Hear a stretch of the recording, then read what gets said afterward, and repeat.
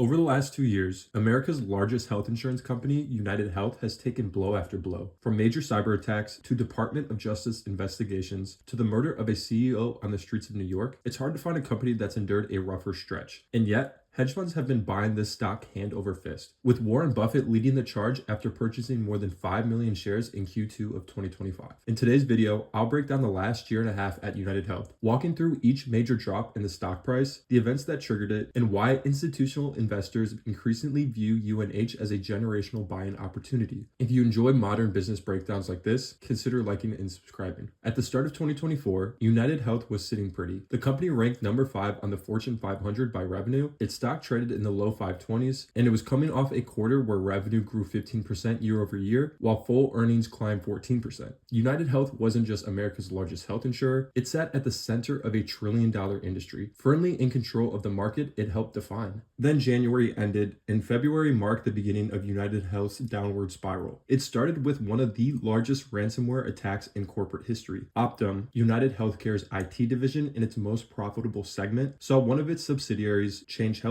hacked and effectively taken offline for months. The disruption rippled across the U.S. healthcare system. Claims couldn't be processed, reimbursements were delayed, and financial pressure shifted onto providers and patients as payments stalled. The fallout was massive. Losses were estimated to exceed $3 billion, and the personal data of more than 190 million people were exposed. And this was only the first wave of bad news. Just days after the hack became public, the U.S. Department of Justice launched an antitrust investigation into UnitedHealth. The probe focused on whether physicians affiliated with the company were aggressively coding patients' illnesses in order to improperly inflate government reimbursements. Taken together, the cyber attack and the DOJ investigation marked the start of a sustained sell-off. Later in the year in December, tragedy struck when Brian Thompson, United Healthcare CEO, was murdered on the streets of New York. The sudden loss of a C-suite executive sent shockwaves through the company, creating uncertainty about its future direction. The public reaction was mixed. While the majority expressed shock and grief, a small but vocal minority praised the killing, framing it as a rebuke of the healthcare system's high costs and denied claims. Following the incident, the stock fell 8%, and the company's practices became a central topic of public discussion. And just when UNH seemed poised to close out the year quietly, questions began to surface from the savvy investors about the cyberware attack earlier in the year. As the costs associated with the attack continued to climb, investors started to question whether UNH was as solid as a company as they once had believed. Rumors of further vulnerabilities began circulating, fueling unease in the market. By year ends, the stock had lost momentum, reflecting a growing sense that the company's resilience was being put to the test. 2025 is when things really started to unravel. After closing out the previous year on a weak note, the company released its Q1 earnings in April. UnitedHealth reported a revenue miss of $2 billion versus analysts' expectation, along with an adjusted earnings shortfall of 9 cents. While these numbers might seem modest, this marked the company's first major earnings miss in 15 years. The report also revealed that the company had been caught off guard by a rise in medical care ratio, the percentage of premiums spent on medical claims, which came in around 85% according to various sources. A higher MCR directly pressures profitability, as more premium dollars go towards claims instead of profits. In response, the company revised its full-year EPS outlook downward, further spooking the market. The stock plunged dramatically, dropping 20% in a single day of trading, from $585 to $481 in just 2 days, and falling into the 390s by early May. Just when things seemed like they couldn't get worse, they did. On May 13th, Andrew Whitty, CEO of UnitedHealth, resigned abruptly, leaving the company with another high-profile vacancy less than 6 months after the death of Brian Thompson. At the same time, the company announced it would no longer provide financial guidance for the rest of 2025, a clear signal to the market that trouble was mounting at UNH. Later in the summer, UnitedHealth officially confirmed what had been swirling as rumors. They were under DOJ investigation, as mentioned earlier in this video. With this news piling on top of everything else in rapid succession, the market began to see UNH as an out-of-touch company on a downward spiral. As a result, the stock plunged to lows not seen in years. Rock bottom came in August 2025, when the stock sank to a measly $234, a staggering collapse from the $600 range just over a year ago. The drop followed a disastrous Q2 earnings report, marking the company's second consecutive quarter of heavy bleeding. However,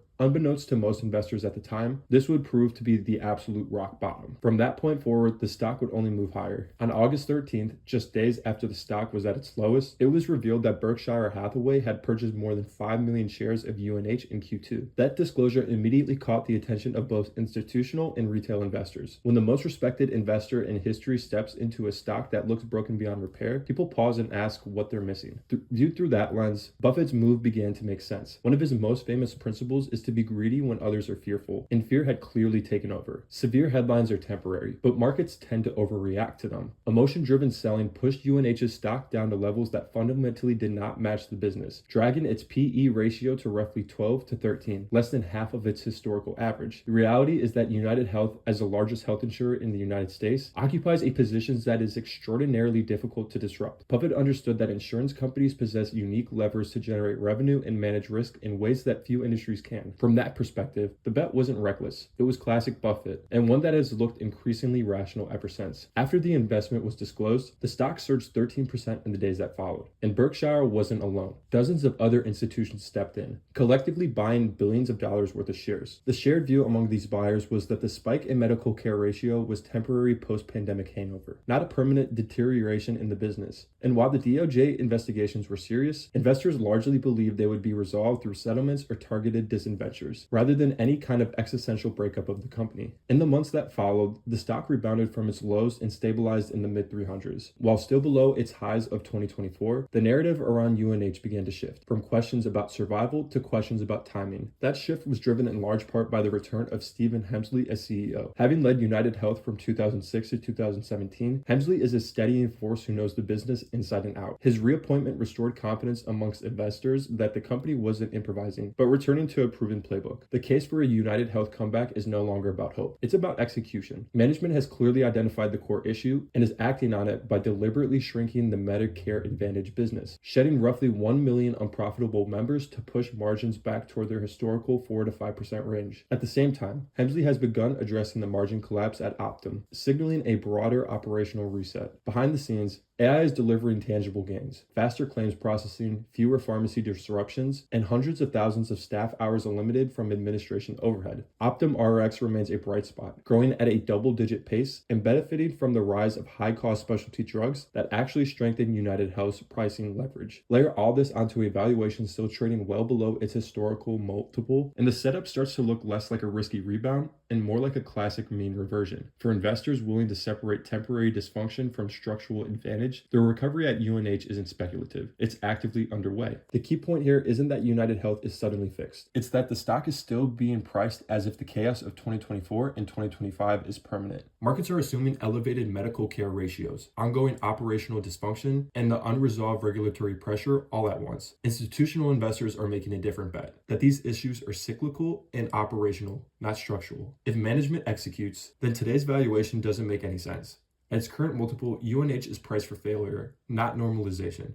That's the disconnect. This isn't a story about blind optimism or a heroic turnaround. It's a classic mispricing scenario where fear pushed the stock far below the business's long-term earnings power. If execution holds, the upside doesn't come from perfection. It comes from things simply getting back to normal.